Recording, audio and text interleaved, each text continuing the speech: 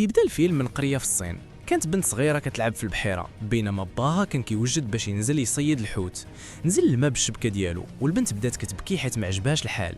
باها خلاها وبدا كيخدم. باها طلع من الماء وبدا كيلعب معاها وكيضحكها بحركات مضحكة والبنت كانت فرحانة. وفجأة باها تشد في الماء وشي حاجة من تحت بدات كتجر وكتحركو بقوة. البنت بقات كتضحك حيت ظنات باها غير كيلعب معاها وما عرفتش انه في خطر، حتى اختفى باها فجأة وبقى غير الدم طالع فوق الماء. البنت بقات كتبكي واهل القريه جابوا بسرعه واحد صياد الشياطين. بدا كيقرا تعاويذ ورمى قنبله في الماء ودارت واحد الانفجار كبير. الناس كاملين بقاو مصدومين ملي شافوا حوته كبيره طافيه فوق الماء. الصياد قال لهم باللي شيطان كان مسيطر عليها وهي اللي قتلت الراجل. اهل القريه شكروه بزاف حيت قتل الوحش، ولكن واحد الراجل من بينهم تدخل وقال لهم هذا المخلوق ماشي شيطان غير حوته عاديه.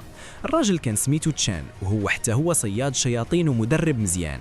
الصياد الاخر ملي سمع كلام تشان غضب وهاجمه وقال للناس باللي هو متعاون مع الشياطين. اهل القريه هاجموا تشان وربطوه في واحد العمود، وفاش الناس نزلوا يعوموا في الماء حيت ظنوا باللي ولا امن، فجاه خرج وحش حقيقي وبلع واحد المراه. الناس تصدموا وهربوا بسرعه ظنوا انهم في الامان برا الماء، ولكن الوحش بدا كيصيدهم حتى وهو برا باستعمال لسان طويل. البنت الصغيره حاولت تهرب تمشي لعند امها، ولكن الوحش مد لسانه باش يشدها. الناس شدوها من الجهه الاخرى وقطعوا لسان الوحش، ولكن الوحش نط وبلع البنت. الام تجنات من الحزن ونطات في الماء باش تنقذ بنتها. في هذا الوقت تشان كان كيحاول يفك الحبل ديالو. الام بقات مجمده من الخوف ملي شافت الوحش قدامها، ولكن الوحش ما سمعش كلامها وبلعها حتى هي وبدا كيحطم المباني بديلو.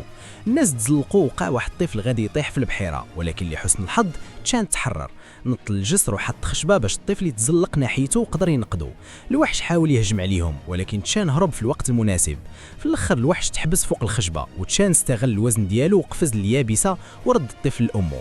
في هذه اللحظه شاف صياد الشياطين المزيف مختبئ وسط الناس بحال جبان، وكان حتى واحد البنت ضخمه خافت وبدات تهرب، وكل خطوه كديرها كدير زلزال.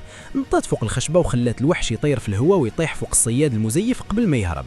الوحش بدا كيموت حيت خرج من الماء وفجأة تحول لشاب عادي وما بانش شرير. الناس بغاو يقتلوه ولكن تشان وقفهم وقال لهم عندي حل أفضل.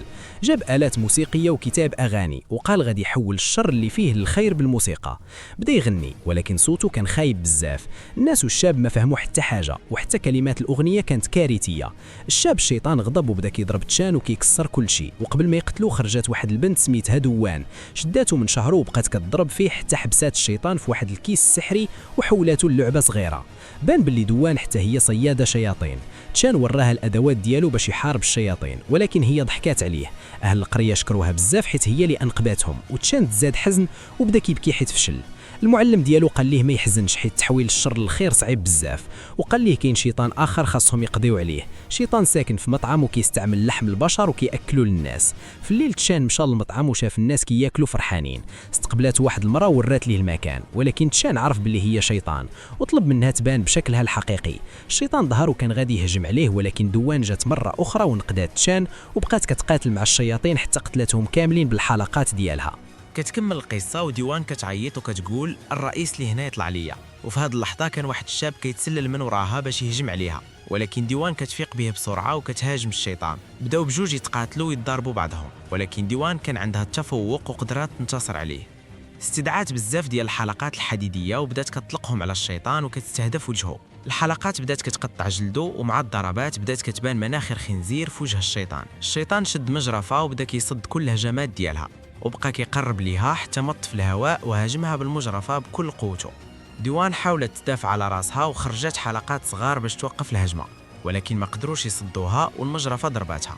هربات بسرعه قبل ما تموت ودارت من ورا الشيطان وشداته من رقبته وضربته برجليها. في هذه اللحظه بان الشكل الحقيقي ديال الشيطان وطلع انه متحول على شكل خنزير. دوان شدات دراعات الشيطان ومنعاته يتحرك ونادات على تشان باش يجي يساعدها ويحبس روح الشيطان بحال المره اللي فاتت. كان المفروض تشان يمتص روح الخنزير وحاول يجمع الشجاعه ديالو باش يكمل المهمه، ولكن ملي شاف الوجه المخيف ديال الخنزير تخاف بزاف وفجاه طاح فوق وجه الشيطان وكان غادي يطلق الروح ديالو. بسرعه دوان خدات روح الشيطان من فم تشان وحطاتها في الكيس السحري ديالها، لكن هذا الشيطان كان قوي بزاف والكيس السحري ما قدرش يحبسه. الشيطان بدا كيكبر ويرجع لحجمه الحقيقي، وفي الاخير قطع الكيس وخرج بشكله الحقيقي خنزير عملاق. تشان ودوان هربوا بسرعه والمبنى بدا كيطيح. قدروا يهربوا حتى وصلوا بحيره قريبه. جوان كانت مجروحه بزاف وورات العظم ديالها قدام تشين وطلبات منه يضغط على الجرح باش يوقف الدم. تشين دار اللي قالت ليه وما كانش عنده حتى مشكل، ولكن سرح في التفكير ونسى حتى أنها مجروحة. جوان غمضت عينيها وكانت كتسنى تشين يبوسها، ولكن هو ما دار والو، تفكر أنه راه راهب وخلاها ومشى. في الغد تشين مشى عند المعلم ديالو وقال ليه أنه فشل مرة أخرى في المهمة. المعلم قال ليه باش تنتصر خاصك تمشي لملك الشياطين وتطلب المساعدة ديالو، وسمية هذا الملك هي سون ووكونغ، وقال ليه أن صيادي الشياطين حبسوه من 500 عام تحت جبل كبير. في الليل تشين مشى للجبل، ولكن طاح في واحد الفخ داروه 5 أشخاص. تبين أن هاد ال5 خدامين مع جوان لأنها كانت باغية تخلي تشين يتزوجها، ولكن تشين رفض وقال لها أنه راهب، وبحسب قوانين الرهبنة خص الراهب يحب الناس كاملين بنفس القدر وما يقدرش يتزوج. جوان تعصبات بزاف من هاد الكلام وأمرات يحبسوا تشين في زنزانة، وبقات كتفكر كيفاش تخليه يحبها. أختها جات عندها وقالت لها تحاول تبان أكثر أنوثة وترقص باش تعجبه. جوان حاولت ترقص ولكن كانت فاشلة بزاف في الرقص، فالأخت ديالها دارت لها تعويذة باش تتحكم في حركاتها. جوان مشات لزنزانة تشين، ولكن الخطة خربات والتعويذة تعطلات ولقات راسها كتضرب تشين بلا ما تحس.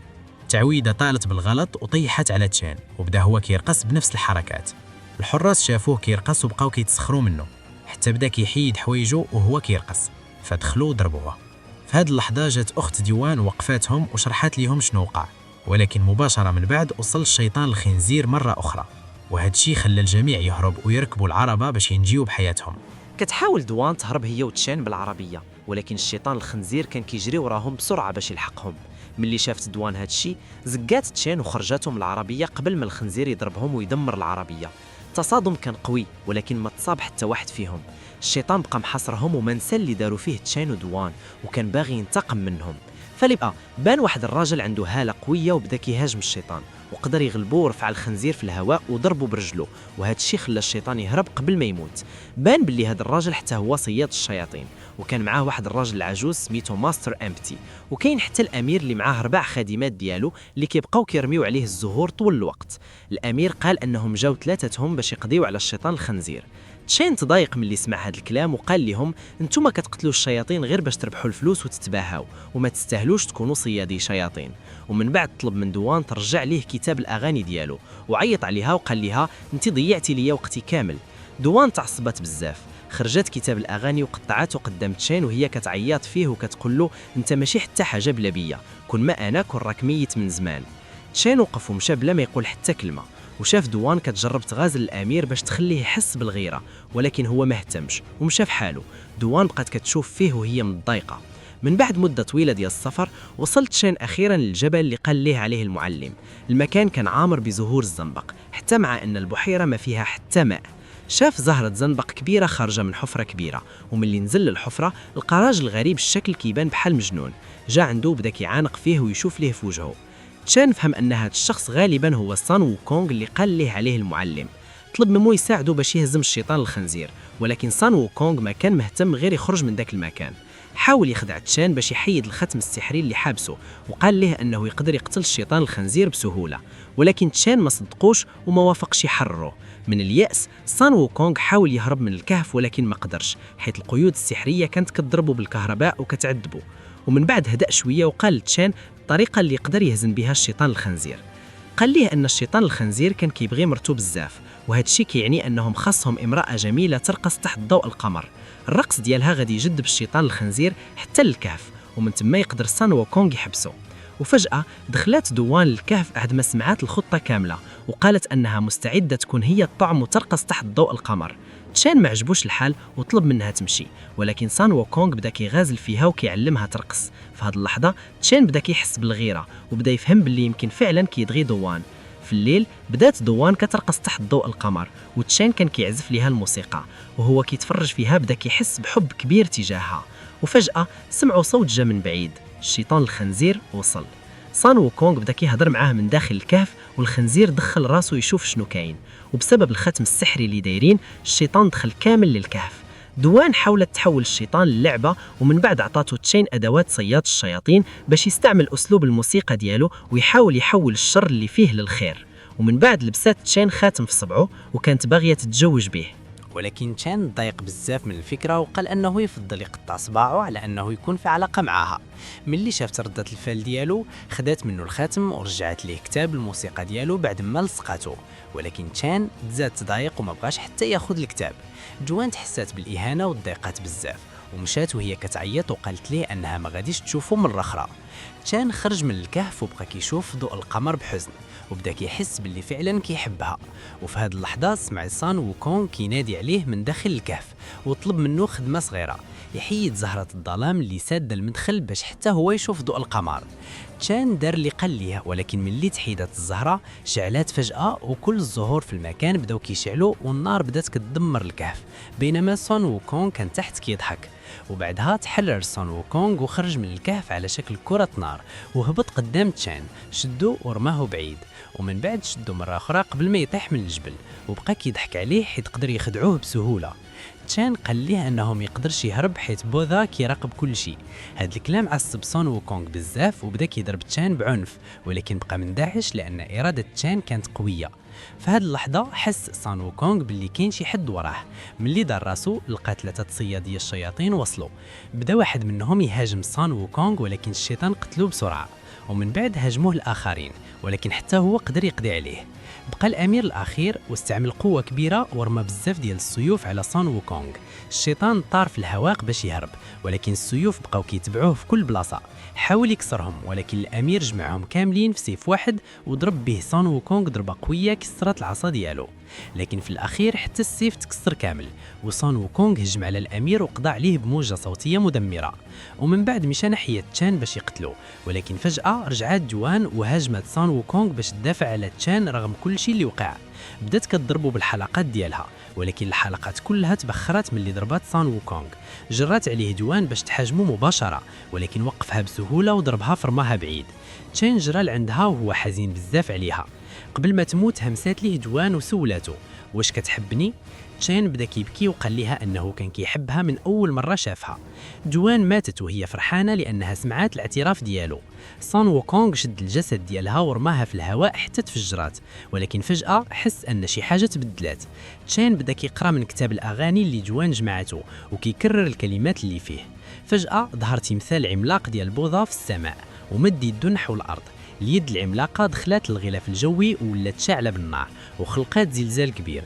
سون ووكونغ رفض يستسلم وجمع كل قوته وتحول لعملاق ضخم باش يوقف الهجوم، ولكن قوة بوذا كانت أقوى وفي النهاية انهزم سون ووكونغ وتحبس مرة أخرى. من بعد هاد الشيء تشان ربط خاتم جوان في الرأس ديال الشيطان باش يبقى تحت السيطرة. المعلم ديالو قال ليه أنه ولا مستعد يدير رحلة الكبيرة نحو الغرب باش يجيب الكتب المقدسة من الهند. وفي الأخير تشان خرج في الرحلة ديالو مع الشياطين اللي قدر يحول الشر اللي فيهم للخير، وبدات الرحلة ديالهم الأربعة نحو الغرب.